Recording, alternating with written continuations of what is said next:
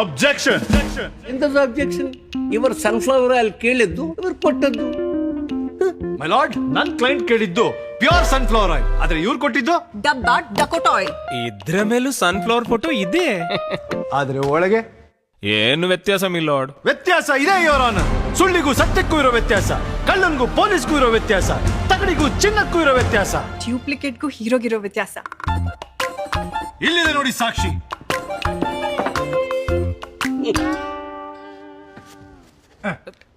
ಈಗ freedom oil.